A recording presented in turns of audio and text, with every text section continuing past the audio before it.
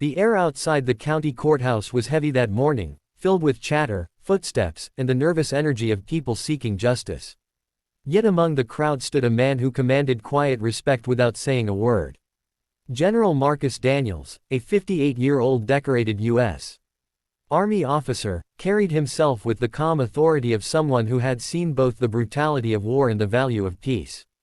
He wasn't there in uniform but in a simple dark suit, carrying a folder of documents. His mission that day was not a battle overseas, it was to testify in support of a veterans' rights case, to defend the very men and women who had served under him. But as he approached the courthouse steps, his path was blocked. A police officer, Brad Simmons, a man in his early 40s with a rigid stance and a hard glare, stepped forward.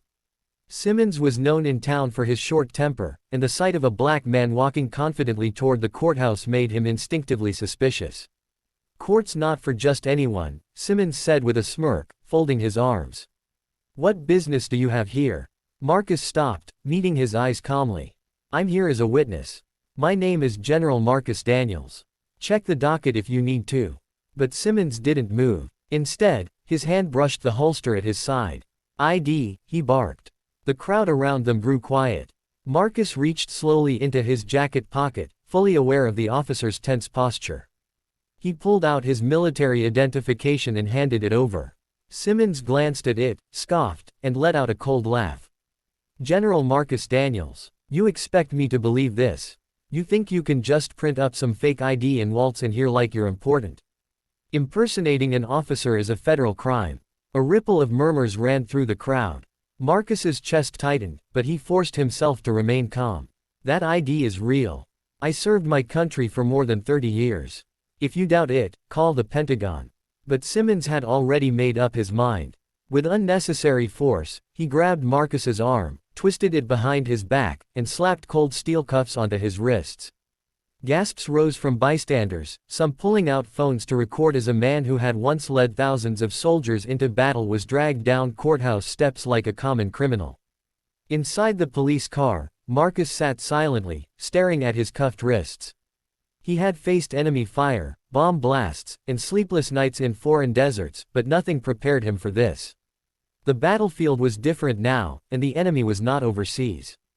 It was prejudice, ignorance, and disrespect at home. At the station, Simmons continued his arrogance. "You're in big trouble, Daniels, or whatever your name really is. We'll sort this out, and you'll be lucky if you're not sitting in prison by the end of the week." But Marcus, maintaining his composure, simply asked for one phone call. Simmons laughed but eventually relented. With his hands still cuffed, Marcus dialed a number he knew by heart, the Pentagon's direct line. His voice was calm, steady, yet carried weight. "This is General Marcus Daniels. Badge number 42789. I need to report an unlawful detainment." On the other end, silence fell. Then came a sharp, professional reply. "Yes, sir. Hold the line. We'll take care of this immediately." Within minutes, phones at the precinct began to ring. Simmons' smirk faded as higher-ups scrambled around him, trying to piece together what had just happened. The chief of police himself burst into the room, pale and shaken. "Release him. Now," he barked at Simmons. The cuffs were removed, but the damage was done. Simmons avoided eye contact, his arrogance replaced by the crushing weight of humiliation. Meanwhile, Marcus stood tall, rubbing his wrists but saying nothing. He didn't need to. His dignity spoke louder than any words could. But Marcus didn't storm out in anger. Instead, he turned to Simmons, looked him in the eye, and said quietly, "You thought my skin color told you my story.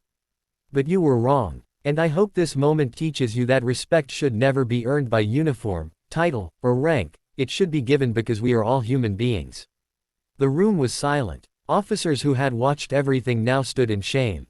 Simmons' face turned red, but he had nothing to say. When Marcus walked back to the courthouse that day, people gathered on the steps applauded. Videos of the incident had already spread online, sparking outrage and conversations across the country. Many saw not just the injustice, but the way Marcus responded, with restraint, dignity, and strength. The case he testified for went on to win, securing better rights and support for veterans. But more importantly, Marcus's story left an imprint far beyond that courtroom. It became a lesson about prejudice, humility, and the quiet power of integrity. General Marcus Daniels had faced yet another battle, not on foreign soil, but in the heart of his own country. And once again, he emerged victorious, not by force, but by the strength of his character.